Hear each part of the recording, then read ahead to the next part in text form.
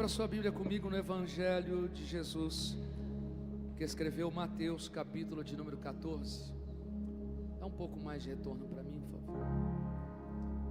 Evangelho de Jesus, que escreveu Mateus, capítulo de número 14, a partir do verso de número 13. Diz assim: Assim que Jesus ouviu estas coisas, retirou-se de barco em particular para um lugar deserto. Diga comigo: retirou-se em particular para um deserto. As multidões, entretanto, ao saberem disso, saíram das cidades e o seguiram a pé. Quando Jesus deixou o barco, viu numerosa multidão, sentiu-se movido de grande compaixão. Diga comigo: grande compaixão pelo povo, e curou os seus doentes. Ao final do dia, os discípulos se aproximaram de Jesus e disseram: este é um lugar deserto e já está entardecendo. Manda embora, pois as multidões, diga comigo, manda embora, para que possam ir aos povoados comprar comida. Jesus, porém, lhes respondeu: o povo não precisa ir embora. Diga comigo: o povo não precisa ir embora. Dai-lhe vós mesmo algo para comer. Ao que eles replicaram: tudo que temos aqui são 5 pequenos pães e 2 peixes. Diga comigo: tudo que temos são apenas. Mas Jesus lhe disse: tragam-nos aqui para mim. Diga comigo: traga para mim. E mandou que as multidões se assentassem sobre o gramado. Tomou então 5 pães e 2 peixes, olhando para o céu, os abençoou. Diga: olhando para o céu, os abençoou. Em seguida, tendo partido os pães, deu aos discípulos, e estes serviram as multidões. Todos comeram até ficar satisfeitos. Diga comigo: até ficar satisfeitos. E os discípulos recolheram 12 cestos cheias de pedaços que sobraram. Amém. Esse texto é um texto que fala sobre o milagre da multiplicação. Fala sobre um milagre que Jesus multiplica. Nós estamos na última ceia do ano de 2025.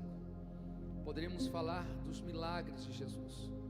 Jesus praticou tantos milagres e ainda pratica milagres. Nós teremos aqui milagres a falar, tantos milagres, e nós cremos que Jesus pratica ainda e realiza. Milagre como conversão, milagre como multiplicação, milagre como provisão, milagre como cura, milagre como restauração, restituição. Deus é um Deus de milagre. Deus é um Deus que faz milagre na terra, faz milagre na natureza, faz milagre aonde estiver, em qualquer geografia. Deus é um Deus que faz milagre no deserto. Deus é um Deus que faz milagre em vales, faz milagres em montes. Deus faz milagre. É inquestionável os milagres e a intervenção de Deus, pois Jesus disse que lhe foi dado toda a autoridade nos céus e na terra. Não foi uma autoridade parcial, mas foi uma autoridade total e absoluta. Jesus não é parcial na sua autoridade, Jesus é absoluto na sua autoridade e poder. Portanto, foi-lhe dado um nome sobre todos os nomes, aonde todo joelho se dobrará e toda língua confessará que Ele é o Senhor. Jesus conquistou a autoridade. Entenda que a autoridade que Jesus conquista, houve um propósito, houve um processo. Não existe uma autoridade que foi dada a Jesus, ele foi conquistada. Quando Jesus ganha autoridade, não foi um ganho que o Pai deu porque era filho, mas foi uma conquista pelo processo que ele passou a ter autoridade. Somente Jesus passou pela cruz, Jesus passou pela humilhação, Jesus passou por aqueles que coroaram ele e levaram ele para a cruz do Calvário. Jesus passou por situações adversas e que isso lhe proporcionou autoridade sobre todos os assuntos. Então a autoridade que Jesus conquista, a autoridade que é lhe dada, é porque ele passou os processos e ele consegue ter toda a autoridade. É passando todos os processos que faz eu e você adquirirmos a autoridade e conquista dessa autoridade. Só para você entender que todo processo que você passa, qualquer situação que você passa, que talvez é adversa, é Deus te preparando para lhe capacitar a ter autoridade sobre aquele assunto, para você exercer ele. Não existe autoridade para Deus lhe dar se a gente dizer: Senhor, me dê autoridade aqui, se você não passa um processo e ele vai te dar autoridade. Ele só te dá autoridade pelo processo que você passa, para que você diz assim: eu venci essa etapa, então eu tenho autoridade. Jesus vence a morte, ele diz: eu tenho autoridade sobre a morte. Jesus vence a doença, ele diz: eu tenho autoridade sobre a doença. Jesus vence a humilhação, ele diz: eu tenho autoridade sobre aqueles que me humilham. Jesus passa situações onde ele diz: eu venci, então eu tenho autoridade. Entenda que todo o processo que você passa, que eu passo, é Deus dizendo assim: após você vencer, você realiza e você conquista a autoridade. Você está entendendo? Você só conquista a autoridade depois que você vence e passa aquele processo. Aí você diz: eu adquiri a autoridade. Não é porque somos filhos de Deus que Deus vai dar autoridade para um, para outro. É quando nós vencemos o processo, aí nós recebemos a autoridade certificada por Ele, porque nós dizemos: eu venci, aleluia. É por isso que a Bíblia diz que Ele vai dizendo: eu venci o mundo. Se Ele venceu, nós venceremos também. E se nós vencermos, nós adquirimos autoridade. Se você passa pelo processo financeiro, dificuldade, e você vence, você conquista a autoridade. Se você passa pelo processo do seu lar, em dificuldade no seu relacionamento conjugal, e você vence, você adquiriu autoridade sobre o casamento. Se você vence na educação dos seus filhos, que talvez na adolescência confronta, mas você persevera, você conquista autoridade sobre os seus filhos, aleluia. Se você vence o pecado, o erro no mundo espiritual, querendo te tirar da igreja, mas você vence e permanece firme, você adquire autoridade espiritual. Você está entendendo? Deixa eu te dizer uma coisa: na maior provação da sua vida é o ambiente que Deus vai te usar. Na maior situação complexa da sua vida é a área que Deus irá te usar. Pastor, eu passo uma luta tremenda nessa área. Se prepara, porque Deus quer que você vença, para dar autoridade nessa área e você poder ajudar quem está fraco. Tem alguém comigo para entender aqui? Você consegue entender o processo? A maior dificuldade em qualquer área, que você vence ela, é porque Deus está te preparando para receber autoridade naquela área, a você poder ficar. Você vai ter autoridade financeira, autoridade espiritual, autoridade familiar, autoridade emocional. Pastor, como é que eu conquisto a autoridade emocional? Vencendo o medo, a ansiedade, o pânico, a depressão. Quando você vence, fala: eu tenho autoridade. Pastor, por que eu passo por tudo isso nessa área? É porque na realidade Deus está te preparando a você ter autoridade nessa área. Vou falar de novo. Olha para quem está do teu lado e fala assim: toda a guerra, toda a luta nessa área é Deus te preparando com autoridade para ajudar muita gente. Você pode glorificar ao nome do Senhor.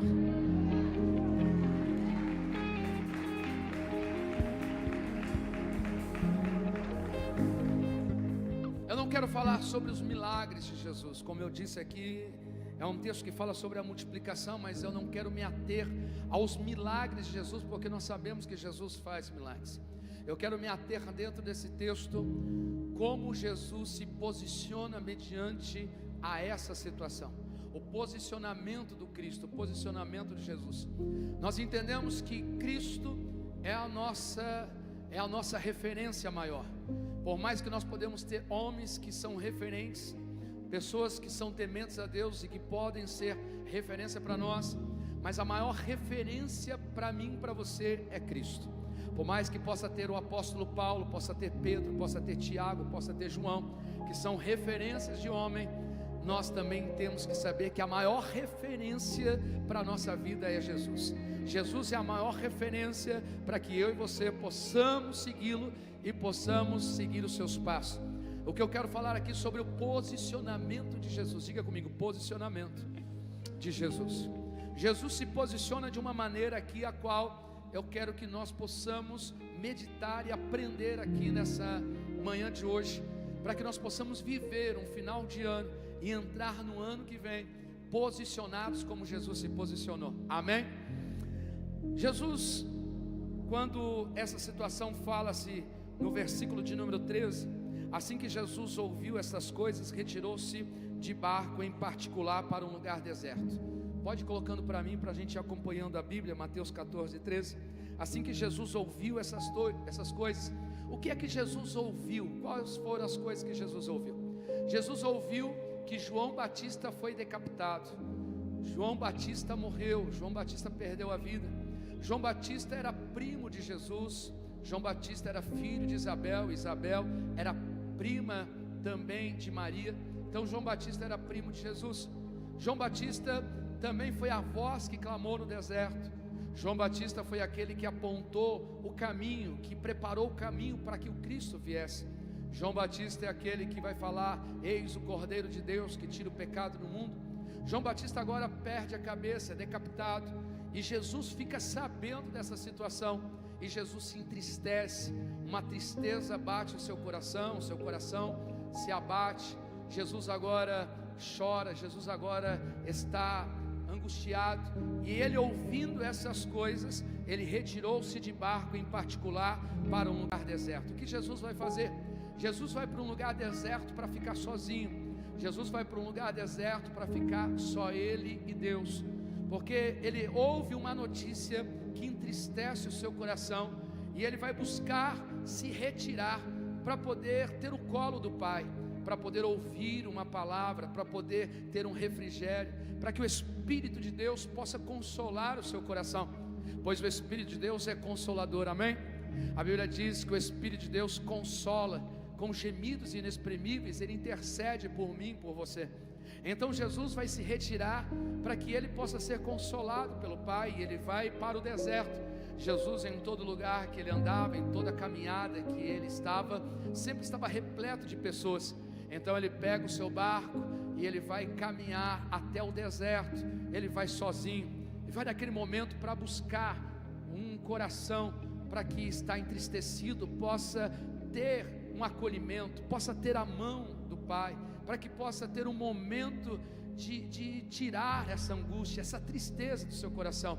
Entenda que a primeira lição que Jesus nos ensina, o seu posicionamento, é que quando ele ouve alguma coisa que entristece, ele corre para o lugar secreto para poder orar, para poder conversar, para poder se acolher, para poder ter um momento de intimidade, relacionamento com Deus, para poder ter um colo, para poder ter uma orientação, para poder ter um conforto. Eu vou falar de novo. Jesus, quando ouve algo que entristece, algo que chateia, algo que angustia, algo que leva a ele vai para um lugar secreto, falar com o Pai, falar com Deus, buscar conforto, buscar refrigério, buscar segurança, porque só em Deus pode ter um refrigério da alma, do coração. Entenda que pessoas, quando ouvem alguma coisa que acontece na sua vida, eles se desesperam, eles têm medo, corre para falar para um, corre para falar para outro, ou talvez vai enfrentar uma situação ou outra.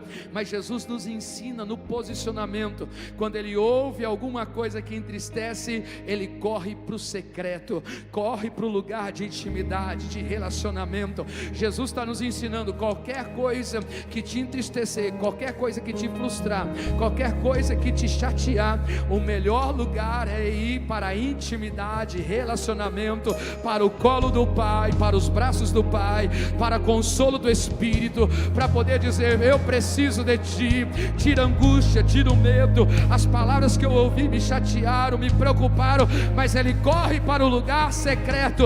Não é para um monte de gente, não é ligando para A, não é ligando para B, mas é entrando no particular com o Pai, é entrando no particular no secreto, é no lugar da intimidade, é no lugar que ele sabe que ele vai ser acolhido, é no lugar que ele vai saber que tem segurança, é no lugar que ele vai ter um refrigério, é no lugar que ele vai sair lá diferente. Ei, a primeira palavra para mim e para você é: corra para o lugar secreto quando qualquer coisa lhe chatear.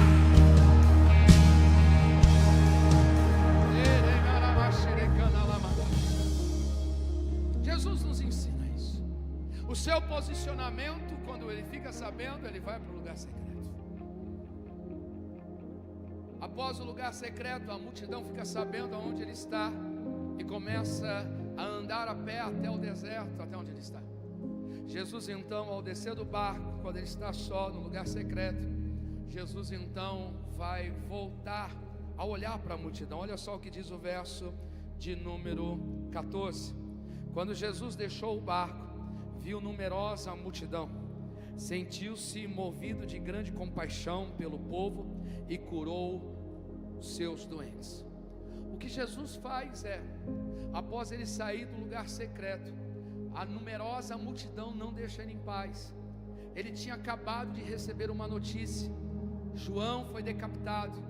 Jesus agora, depois do lugar secreto, a multidão cerca ele, pedindo: cura, proveia, faça alguma coisa, vai na minha casa, eu preciso. Entenda uma coisa, que Jesus olha para este povo, essa numerosa multidão, e Jesus tem compaixão, Jesus tem misericórdia do povo. Compaixão e misericórdia, ele tem empatia. Ele olha para o povo e agora ele fica com compaixão, ele começa a sentir a dor da necessidade do povo. Se alguém, talvez eu e você, depois de uma notícia, passar um problema, uma situação que chateia, imagina alguém chegando perto de você e pedindo alguma coisa para você resolver, pedindo alguma coisa para você poder ajudar, pedindo alguma coisa para você poder estender as mãos, para você ir até o lugar.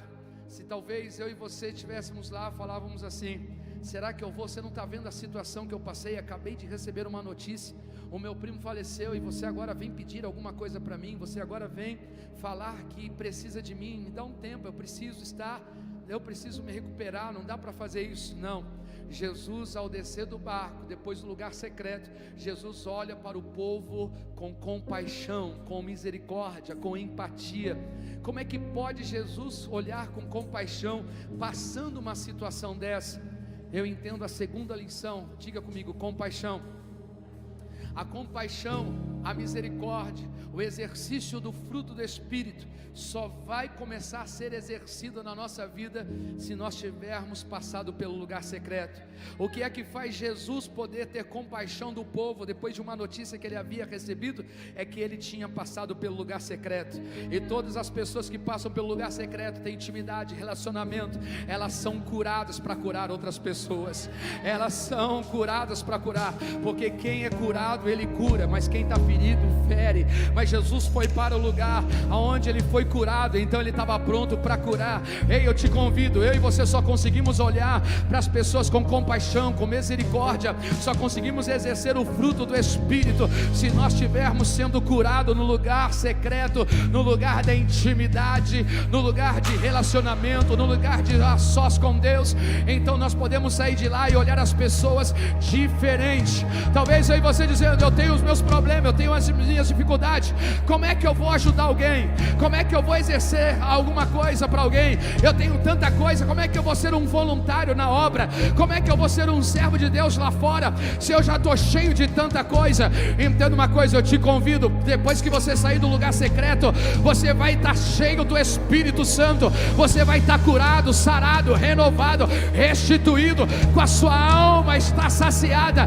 e saindo de lá você vai olhar diferente para as pessoas. Você vai ver quantas pessoas precisam ser curadas, saradas, renovadas, restituídas. Mas não dá para olhar para as pessoas diferente se você não tiver passado pelo lugar secreto, pelo lugar da intimidade. Então eu te convido nessa noite a viver o final do ano e entrar em 2026, a passar pelo lugar secreto, a olhar as pessoas com empatia, com amor, com misericórdia, com graça. Tem alguém comigo aqui em nome de Jesus? Ei, Lagoinha Mauá, eu quero declarar sobre a sua vida que o fruto do Espírito está te curando para você curar, está te levantando para você levantar, está te organizando para você organizar. No lugar secreto Deus organiza a tua vida, no lugar secreto Deus te cura, no lugar secreto Deus te restaura, no lugar secreto Deus te levanta para você levantar, para você restaurar, para você restituir. Tem alguém comigo aqui? Levanta sua mão e adora Ele, adora o nome dEle.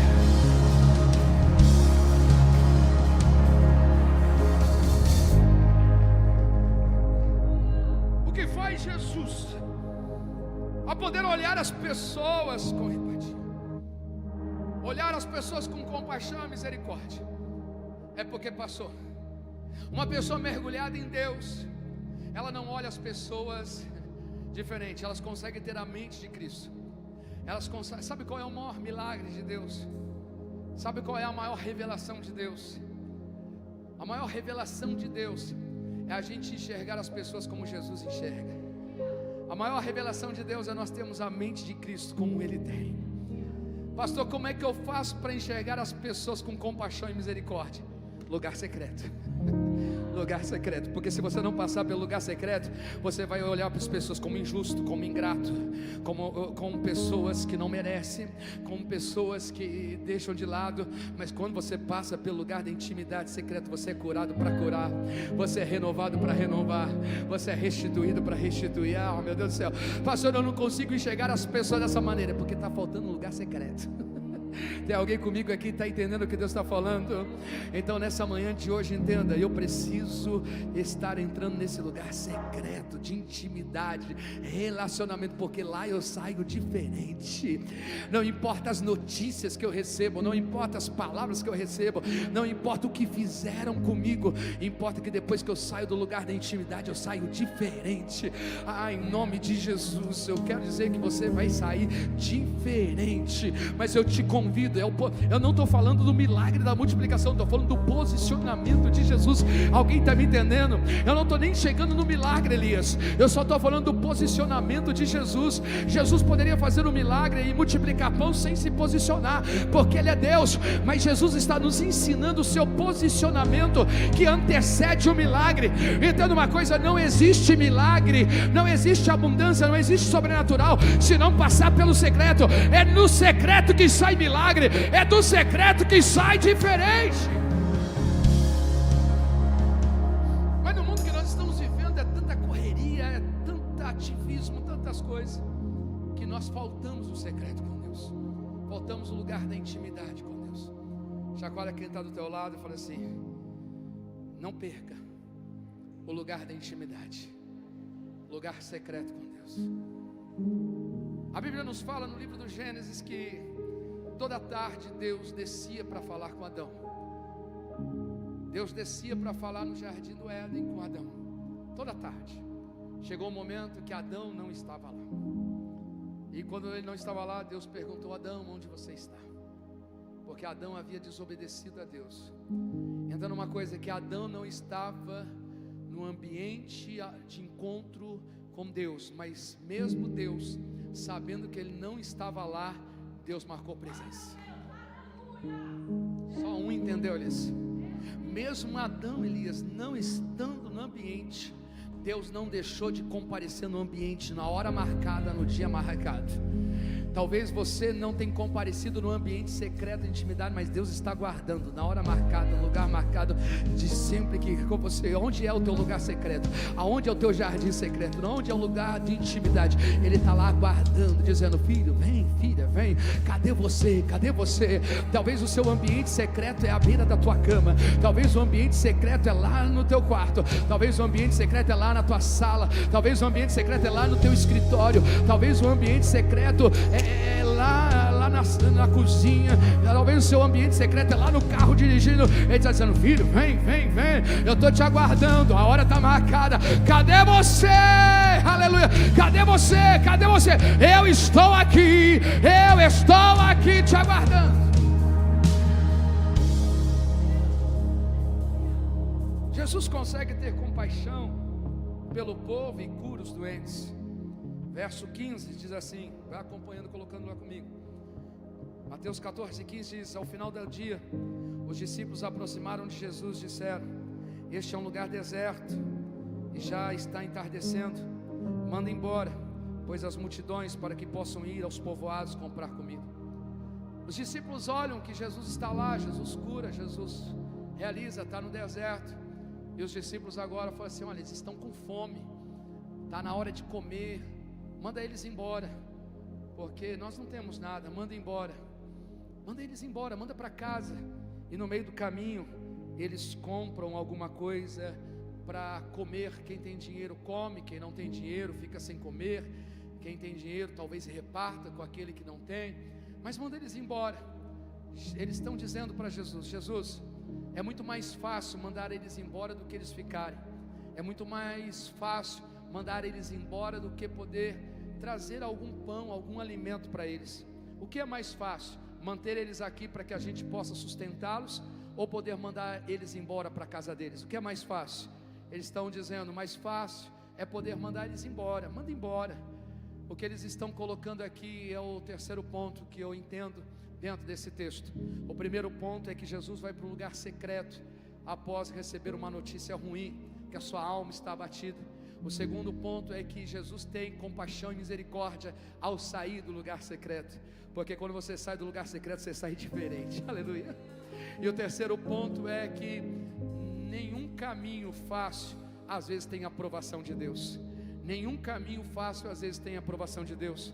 O que eles estavam querendo, os discípulos, era um atalho, um caminho fácil. Era um caminho mais fácil. É mais fácil mandar embora do que sustentar. É mais fácil mandar embora do que procurar alimento para eles. Manda embora. Olha o que Jesus vai dizer ao falar.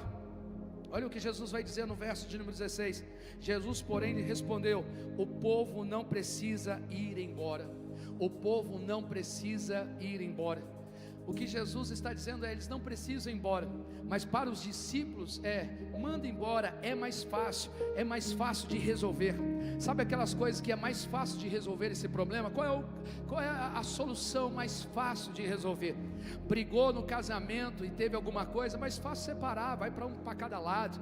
É mais fácil do que resolver o problema entre os dois, se perdoarem, se ajustarem. É mais fácil, separa, vai um para cada lado. Sabe aquela sociedade que teve uma dificuldade entre os dois, aí daqui a pouco fala assim: sabe o que é mais fácil? É mais fácil ir para cada lado, cada um vive a sua vida, cada um está independente. É mais fácil ou não é? Quando algum relacionamento, alguma amizade, alguma coisa talvez chateia um ou outro, fala: sabe o que é mais fácil? É mais fácil não ligar mais, é mais fácil poder estar lá, é mais fácil. Sabe aquela família que um brigou com o outro e diz assim: sabe o que acontece? Cancela o Natal, porque é mais fácil cancelar o Natal do que pedir perdão, de se reconciliar e de poder estar toda a família junto, comemorando o Natal, comemorando o Ano Novo. É mais fácil cancelar o Natal do que pedir perdão, do que reconciliação. É mais fácil poder separar do que tentar ajustar, se organizar, ver onde errou, pedir perdão e recomeçar tudo de novo. É mais fácil, talvez pecou e diz assim: sabe o que é mais fácil? É mais fácil ir embora da igreja, é mais fácil deixar Deus do que pedir perdão, deixar o pecado. É mais fácil do que se reconciliar, de poder ir lá. Não, é mais fácil deixar. Sabe a pessoa quando passa pelo ministério diz assim: é mais fácil deixar a liderança, é mais fácil deixar o ministério, é mais fácil deixar as responsabilidades do que tentar consertar, do que tentar se arrumar, do que tentar ajustar, do que tentar se entregar, é mais fácil deixar e viver uma vida mais fácil. Mas eu vou te dizer uma coisa: nem todo caminho mais fácil existe a aprovação de Deus, nem todo caminho mais fácil existe a aprovação de Deus, nem todo atalho é uma aprovação de Deus. Jesus disse: eles não vão embora não, não manda eles embora não. Vocês estão querendo pelo caminho mais fácil, mas eles não vão embora. Entenda uma coisa, Jesus está chamando, dizendo: não quero que você possa agir pelo caminho de atalho e nem pelo caminho de mais fácil. Eu quero que você possa enfrentar, porque você pode todas as coisas naquele que te fortalece. Se Deus é com você, se Deus é por você, ah, meu Deus do céu, tem alguém comigo aqui nessa manhã de hoje? Deus te fez grande, Deus te fez forte, Deus te fez nessa manhã dizendo: você vai romper, você vai vencer. Perdoa quem tem que perdoar, se reconcilia, ajusta. Não tem problema que não seja solúvel, não tem problema que não seja resolvido. Ajusta o que precisa ajustar, encara a realidade, bata de frente. Mas sabe o que acontece? Que Jesus está nos ensinando é os discípulos que não querem encarar a dificuldade, é os discípulos que não querem encarar a situação. E às vezes nós não queremos encarar situações, não queremos assumir compromissos e responsabilidade, porque dá trabalho, porque leva tempo, dá trabalho. E aí a gente escolhe o caminho mais fácil de fazer as coisas. E Jesus está dizendo: nem todo caminho mais fácil existe uma aprovação minha, aleluia. Nem todo caminho mais fácil existe uma aprovação de Deus. Jesus então vai dizer: o povo não precisa ir embora, o povo não precisa ir embora. E aí Jesus vai dizer: dai-lhe vós mesmo algo para comer. Jesus vai dizendo que vocês possam dar algo para eles comerem. Dai vocês para comer. E eles vão replicar: Senhor, mas nós temos só 5 pães e 2 peixes. O que Jesus está fazendo aqui, se posicionando, Jesus no seu 6º ponto, Jesus está dizendo assim: eu quero que vocês exerçam a fé de vocês, eu quero que vocês estiquem a fé de vocês, eu quero que vocês ampliem a fé de vocês. Jesus se posiciona dizendo: essas coisas estão acontecendo, vocês só têm 5 pães e 2 peixes, então exerça a fé de vocês, multipliquem, exerça, libere uma palavra que vocês possam acreditar. As coisas não são aquilo que a gente vê. Eu e você não andamos por aquilo que vemos, eu e você andamos por aquilo que cremos. A circunstância à nossa volta não define o todo daquilo que Deus tem para nós. O que Jesus está dizendo é o seguinte: dê vocês a comerem, mas nós só temos 5 pães e 2 peixes, tudo bem, exercite a fé, exercite a fé, acredite que o que você tem é suficiente para que Deus possa agir e operar.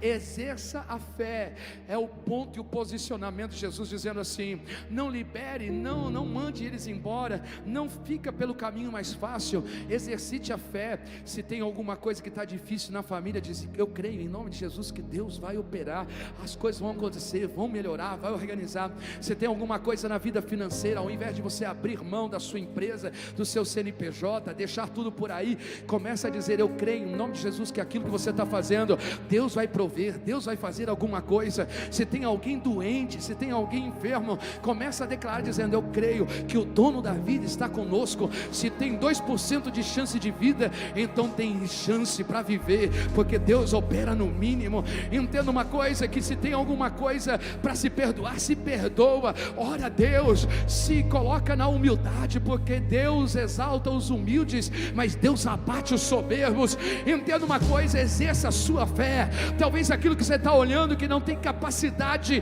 que se você olhar pelos olhos da fé, você vai dizer: Deus não vai falhar comigo, eu sei que as coisas darão certo, Deus vai curar, Deus vai salvar. Talvez você olhe para o seu casamento e vai dizer: eu sei que Deus vai restituir, Talvez você olhe para a sua vida emocional, talvez a sua vida espiritual, e você vai dizer: Deus vai ser comigo, vai me levantar, eu vou me restaurar, vou me restituir, esse medo vai embora, essa depressão vai embora, essa ansiedade vai embora, eu serei tocado, curado, sarado, renovado pelo Senhor. Exerça a tua fé, é o que Jesus está dizendo. Exerça a fé, mas não seja pelo caminho mais fácil a decisão, mas seja a decisão pela fé. Senhor, mas tudo que nós temos é 5 pães e 2 peixes. E eles replicam. Jesus então, no verso de número 18, ele vai dizendo: mas Jesus disse: trago-nos para mim. Jesus nos ensina outra lição aqui. 7º ponto que Jesus nos ensina: traga esses pães para mim. O que Jesus está se posicionando é: eu assumo a responsabilidade. Eu assumo a responsabilidade. Olha o que Jesus está fazendo: eu assumo a responsabilidade. Lembra que nós estamos falando do posicionamento de Jesus. Eu não estou falando do milagre da multiplicação, eu estou falando do posicionamento de Jesus, que Ele é a nossa referência. Jesus está falando: traga para mim então, porque eu assumo a responsabilidade. Está na hora de nós não transferirmos responsabilidades que são nossas. Pai, mãe, não é a hora de transferir responsabilidade dos cuidados dos filhos a outros. Marido, não é hora de transferir responsabilidade a filhos. Mulheres, mães, não é responsabilidade de transferir responsabilidade aos filhos, a fazerem coisas. Entenda que cada um de nós temos a nossa responsabilidade. Assuma a responsabilidade. Jesus bate no peito e diz: traga para mim, eu assumo a responsabilidade. É o posicionamento que nós precisamos assumir: a responsabilidade de homem, responsabilidade de mulher, responsabilidade de cristão, responsabilidade de cidadão dessa cidade, responsabilidade de poder. Deixa comigo, eu vou evangelizar. Deixa comigo, eu vou orar. Deixa comigo, eu vou jejuar. Deixa comigo, eu vou liderar. Deixa comigo, eu vou cuidar. Entenda uma coisa: deixa comigo, eu vou tocar. Deixa comigo, eu vou cantar. É responsabilidade. Deixa comigo, eu vou atrás, eu vou em busca, eu vou ajudar. Deixa comigo. Sabe aqueles maridos assim: o chuveiro queimou, deixa comigo que eu resolvo. Aleluia. Sabe as mulheres que estão lá, os filhos estão daquele jeito, ela diz: deixa comigo que eu resolvo aqui essa situação. É assumir responsabilidade. Sabe, lá no trabalho dizer: deixa comigo que eu vou resolver, chefe. Deixa comigo, patrão, que eu vou resolver. Sabe aqueles empresários que falam: deixa comigo que eu resolvo essa situação, porque eu tenho responsabilidade. Se Deus é por nós, quem será contra nós? 1000 cairão à minha direita, 10.000 à minha esquerda, e eu não serei atingido. Aleluia. Eu sou filho do rei e eu posso todas as coisas naquele que me fortalece. Deixa para mim, deixa para mim. Ei, tem responsabilidade. Se precisa alguma coisa na tua casa, orar e dizer: deixa que eu oro, deixa que eu jejuo, deixa que eu leio, deixa que eu ensino, deixa que eu instruo, deixa que eu aponte o caminho. Deixa comigo, porque eu vou assumir a minha responsabilidade. Ei, Jesus está nos ensinando que milagre precisa ter responsabilidade. Se tem alguém comigo aqui, adora Ele, adora Ele.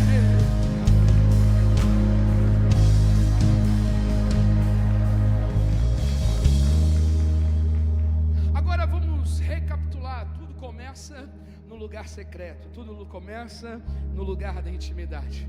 Quando ele sai do lugar da intimidade, ele olha com compaixão e com misericórdia. Depois que ele olha com compaixão, com misericórdia, ele consegue curar os que estão doentes e ajudar os que estão necessitados. Quando ele sai de lá do lugar secreto, ele olha com compaixão, misericórdia, e ele consegue também olhar que as coisas fáceis, talvez os atalhos que tem, não podem ser rompidos. Pode resolver e ter responsabilidade, porque irá acontecer alguma coisa. Agora, só quem entrou no lugar secreto assume responsabilidade. Só quem entrou no lugar secreto olha com compaixão. Só quem entrou no lugar secreto de intimidade não deixa as coisas fáceis e o caminho mais fácil para fazer. Só quem está no lugar secreto se mantém dizendo assim: eu não vou pelo caminho mais fácil, eu vou pelo caminho correto e justo do Senhor. Eu vou pela direção do Senhor, eu vou por aquilo que Deus fala para que eu possa fazer. Jesus então, nesse momento, o louvor pode subir se quiser. Ao que eles replicaram: tudo que temos são 5 pães e 2 peixes. Jesus disse: traga para mim. Traga para mim. Entenda que o que eles têm na mão deles, eles não agradecem, mas quando chega na mão de Jesus, as coisas modificam. Olha só o que diz o verso de número 19: e mandou que as multidões se assentassem sobre o gramado.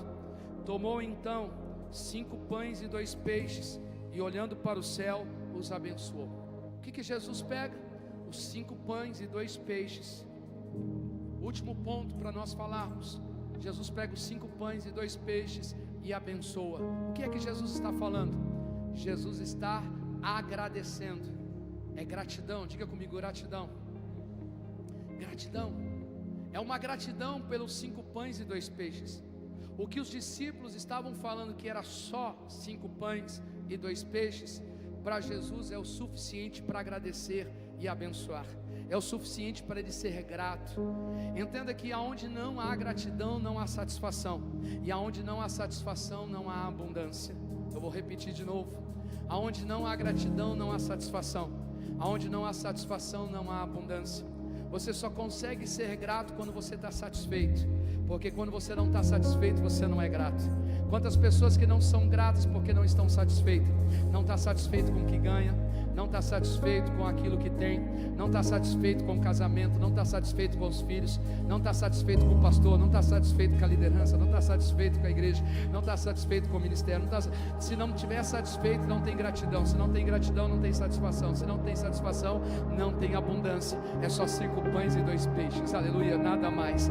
Jesus, então, a primeira coisa que ele pega, os 5 pães e 2 peixes, e ele agora é grato. Ele tem a gratidão de poder levantar aos céus e de poder colocar aos céus e agradecer ao Pai.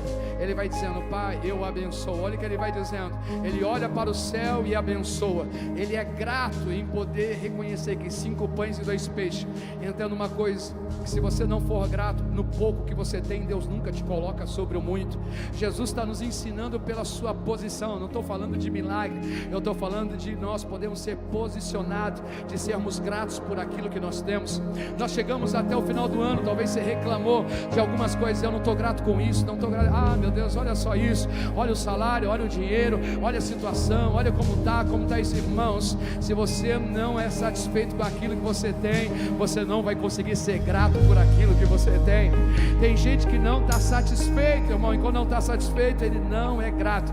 Nós estamos vivendo, pastor Diego, num mundo de tantas pessoas ingratas, insatisfeitas na vida, insatisfeita emocionalmente, insatisfeita conjugalmente, insatisfeita espiritualmente, insatisfeita financeiramente, insatisfeita de relacionamentos, insatisfeita de todas as coisas. Nada está bom para ela. É tantas coisas insatisfeitas que ela não consegue ser grata. Não consegue ser grata, Fabi, por aquilo que ela tem. E aí a Bíblia nos ensina que nós devemos ser gratos por tudo que Deus nos deu, por tudo que Deus já nos colocou. Até aqui o Senhor nos ajudou, até aqui o Senhor nos fortaleceu. Eu e você temos que ser grato por aquilo que o Senhor nos deu, pela vida, pelo ar, pela respiração, pela família, pelo ministério, pelo chamado, pelas finanças. Pastor, mas é pouco, mas eu sou grato e eu estou satisfeito porque Ele me guardou, Ele me abençoou. Pastor, mas o meu marido, a minha esposa, os meus filhos, exerça a fé no ponto antes que foi falado, porque Deus vai fazer alguma coisa. Entenda que aquilo que Jesus vai dizer, Ele vai pegar os 5 pães e 2 peixes. Ele podia muito bem só multiplicar, dizendo: multiplica aí, tá bom, mas Ele está se posicionando para nos ensinar, Ele está se posicionando para a gente aprender, Ele está se posicionando para que eu e você possamos ser um exemplo daquilo que Ele também foi exemplo, que eu e você possamos ser uma conduta daquilo que Ele teve a conduta. Jesus é a nossa referência. abundância. Eu e você temos que ter gratidão por aquilo que nós já temos, que é suficiente. Está satisfeito? Eu estou satisfeito com a igreja que eu estou satisfeito com o pastor que eu tenho, eu estou satisfeito com o ministério que eu tenho, eu estou satisfeito com o trabalho que eu tenho, eu estou satisfeito com a esposa que eu tenho, eu estou satisfeito com o Deus que eu tenho, eu estou satisfeito com aquilo que Deus me ajudou, eu estou satisfeito com a minha vida. A satisfação nos leva à gratidão. Entenda uma coisa: aonde tem gratidão tem satisfação, e aonde tem satisfação tem abundância. Eu vou repetir: aonde tem gratidão tem satisfação, e aonde tem satisfação tem abundância. Tem abundância. Se coloque de pé.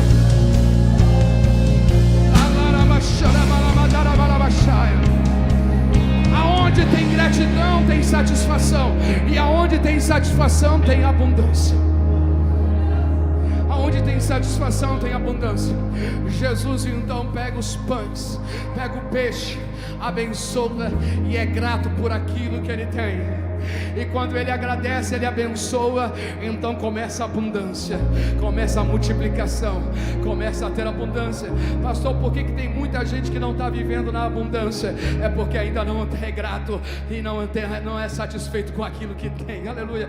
Porque a partir do momento que eu estiver satisfeito com aquilo que eu tenho, eu vou ser grato, e aonde tem gratidão haverá satisfação. Aonde tem satisfação tem abundância e tem multiplicação. Quer viver o tempo de abundância? Quer viver o tempo de abundância? Quer viver tempo de abundância? Seja grato por aquilo que você tem. Seja grato por aquilo que você tem. Agora entenda uma coisa: a abundância e a multiplicação, ela não aconteceu do nada. A abundância e a multiplicação, sabe aonde teve início?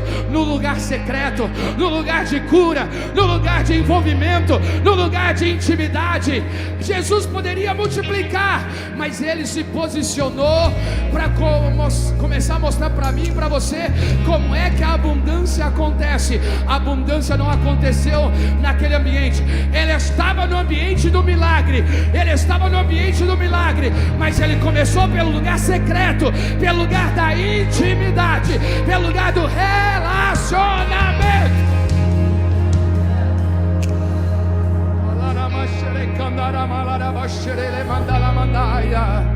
Você não vai cancelar o teu casamento, não vai cancelar a tua empresa, não vai cancelar a tua vida matrimonial. Você não vai cancelar, você não vai pelo caminho mais fácil.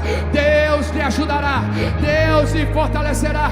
Ei, vai para o lugar secreto, vai para o lugar da intimidade. Talvez você está olhando as pessoas com um olhar talvez crítico. Talvez você olhe as pessoas de um olhar de julgamento. Talvez você olhe as pessoas com um olhar que elas não vale a pena a poderem investir nelas, mas é porque está faltando o lugar secreto. Só quem sai do lugar secreto consegue enxergar como Jesus enxergou.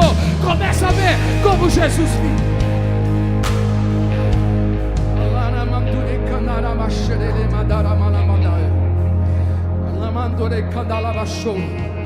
Olha para quem está do teu lado e fala assim: aonde tem gratidão demonstra satisfação, e aonde tem satisfação tem abundância.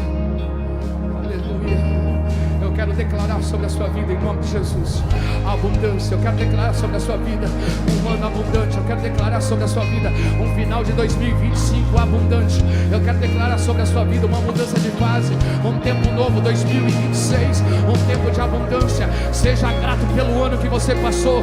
Até aqui o Senhor te ajudou, até aqui o Senhor te fortaleceu. Pastor, mas foi difícil, foi provação. Entenda como eu disse lá no princípio da mensagem, que toda provação Deus está lhe preparando para a autoridade sobre aquele assunto. Então seja grato a Deus, seja grato a Deus.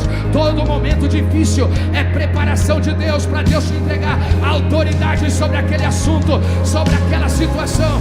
Deus está dizendo: eu quero levantar homens e mulheres de autoridade, autoridade espiritual, autoridade matrimonial, autoridade emocional, autoridade física. Entenda, eu te levanto a situação. Seja grato pelo marido, seja grato pelo filho, marido, seja grato pelo relacionamento, seja grato pela salvação, seja grato no lugar que você está. Aonde tem gratidão, tem satisfação. Aonde tem satisfação, tem